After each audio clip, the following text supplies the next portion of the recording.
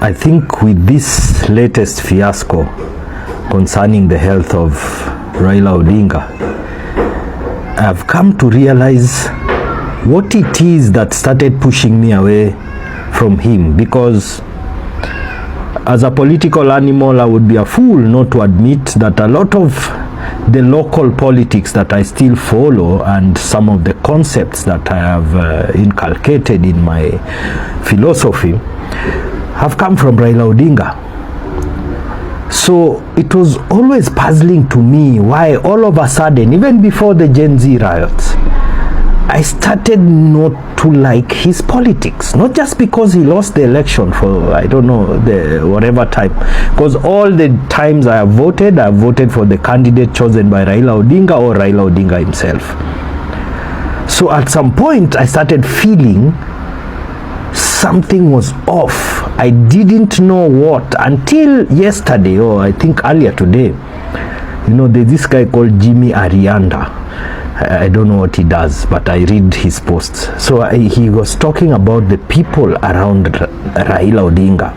And then suddenly it hit me. I've also been saying kind of the same thing, but not really knowing how to say it. Because this latest, press release by the ODM Secretariat, it is actually evidence that I can use to say, yes, I was right. I should have disagreed with the old man earlier. I'm yet to finalize my jump out of ODM because honestly I still believe, I'm one of those people that sticks with what's on paper. On paper, the only party in Kenya that understands the history of Kenya and the requirements for us to make progress is ODM. That has always been the case, and that's why Mzee has been able to, leverage that with every successful government, because he seems to have the magic key. He seems to have the formula. But at some point, I do realize I was right all along, because look at that press release. That press release, it's either it was written by a child or written under the direction of a child. This is after a few weeks ago, I saw one of the ODM IT experts make a fool out of himself. I was like, so these were the guys we were depending on to tell us where Jose Kamago is. No wonder they couldn't find him. They have no idea what they're doing. It seems along the way, because Mzee became a magnet for Kenyans, he picked up a lot of extra baggage. Too much baggage. It seems that I can now answer one of the videos I made months ago where I was asking what happened to Raila Odinga. Why did he become so transitive in decision making? Why did he shirk some of his core beliefs? Then I realized it's not him. This is the thing, they outnumbered him. Because all along he thought he would always get to be president, and whatever he needed to do would be necessary. Unfortunately, over and over he collected baggage, migunas, picked them up, brought them to the national limelight. They turned on him, called him a traitor, called him all manner of things, and went and sold him out to his enemies. He picked up people like, let me not mention names, because some of these guys are extremely sensitive, and considering the current power they wield, it's not like I'm afraid. I just don't have time to deal with idlers. Let me not mention their names. But he seems to have picked all the wrong characters, put them in the party, and let them run the party. That is why it is always him being used to rubber stamp elections. Look at Kasipul Kabondo. Kasipul. And if you look at any other by-election that has happened in ODM regions, it's always the Moi system first, inheritance. Some of the least, productive people we have, and these ones I'll mention them because we are taxpayers, we are paying you, is Mr. Mudavadi. He is an inheritor of a particular office. Because those who don't know Moses Mudavadi would actually believe that Mudavadi is fine. Not if you know his father. I'm not saying he was the best guy, but in terms of efficiency, in terms of understanding the function of government, Moses Mudavadi was a demigod. So when you look at his son, you realize we're always being shortchanged by this inheritance thing. Look at every other guy that's inherited a seat. I'm not saying people shouldn't inherit things. Inherit your father's money. Inherit whatever property is ours. Inherit even his wives. That's your thing. If that's your thing, do that.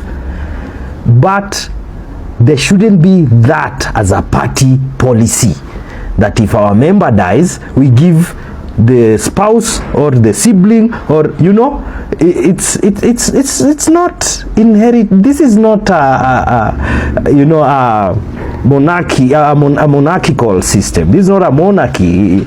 It's actually a very solid democracy founded. In fact, ODM itself. Look at the ODM charter. Look, you see, for me, I'll only refer you to paperwork. I don't want feelings. Look at the ODM charter and the principles therein. There are people who jumped in, they overtook us. As we were the original movement when we were going to the streets to fight for... Most people don't remember how hard we campaigned to pass the constitution against William Ruto and that other group. Remember, Kibaki was abandoned by his own guys because they wanted a Murima supremacy.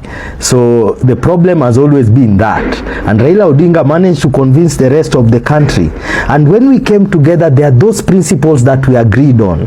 You were not there. You didn't come to Nyayo Stadium, didn't come to Bomas, didn't come to Ufungamano, you didn't come to Kilifi. Some of us survived in bushes there, in some funny hostels on weird allowances, which we are not even sure where it's coming from. We're just sure maybe somebody is going to give you 1,500 at the end of the day. We survived through that to ensure, because we were the muscle, to ensure, because they already shot Odhiambo Mbai. So we already knew here we have to keep pressing these top guys to do what we want. The Murima force was strong, but Kibaki and Raila, they stood, and we passed this. And under what we passed, we wanted to do away with nepotism, to do away with all these other things that Mzee now seems comfortable with. But let me go back to what I was saying, which is, as a captive, you remember when Ruto appointed 4 ODM members to his cabinet, at some point it looked like he was bulldozing. The Mzee was not convinced. What Mzee was afraid of was regime change, because he also has vested interest in business, and I actually admired him for that. Most people don't know that through all that time Raila Odinga was fighting with the government, even in the 90s. He was still running successful businesses. It's odd people think Spectra was given to him. It wasn't. He actually was an ingenious guy. When Amin was chasing Indians from Uganda with their machines, this guy took advantage, sold his car, did a few things because he could afford a car at the time. He was the son of the former vice president and a lecturer. So don't say he stole the car also. Sold a few things. And of course managed to convince banks, jueni mtoto wa former vice president, bank inampatia tu pesa. So he went, did some engineer stuff, and has one of the most reputed engineering companies in Kenya. In fact, people who call him welder, it's that that kind of tirade where you find people are not even objective. They don't understand the man. For me, I will say it openly that he has sold us out this time, but I will not forget what he has done. Right now, all we need to understand is that with this kind of, let me just say it is a philosophy that most Kenyan political parties have taken, and it's coming mainly from you guys, the citizens, because you are not blameless. It's coming from you guys, the citizens. So they have taken that tact, mainly tribal, nepotism, the same old corruption that the constitution was fighting. And now as a captive of this whole system that you guys have created, because none of you is blameless. Once you stick your hand out to get a bribe, once you stick out your neck to defend a corrupt politician because he comes from your area, once you start saying you are a Gen Z, as if other people are not people, because what I'm trying to say is that we shouldn't be in these small groupings where nobody is reading the Constitution. I saw Gen Zs want to build a hospital. They haven't read the Constitution. They don't understand the law. So how are you breaking the law? Then you expect all these oligarchs to respect the law. We mtu mdogo una kitu, uheshimu sheria. Mtu akona 10 billion, he will peace on the law. So it starts with you. This whole thing, do you want nini? It's not going to work if we don't consider the truth, which is Raila Odinga was never the villain here. The villain was always us and the culture. So we even managed to convince him to join us, to be as corrupt as we are, to also start looking at nepotism as a way to safeguard his family, you know. So let me just finish this, because it's very annoying talking about a gone conclusion. Because of the way the party has cultivated itself, it has failed to come up with strong countrywide. You see, even Sifuna, who was being looked at as a metropolitan person, is now just branded a Luya, because only Luyas defended him when he was attacked. So because of that, we are going to suffer. Unless, of course, these people, you are saying Gen Z, call yourself your real name, go get a vote, call yourself your real name, put it on a poster, this tribeless, blah, blah, they're building hospital. You see, there is an audit process. You guys are so naive. So you just changa money. Then what if that guy takes the money, the one who's it's going to his account, or you think is going to go to air? There is no accountless. You have to have an account. You have to have... You guys... write your name on a poster. Stop saying Raila Odinga blah blah. This guy has been taken over.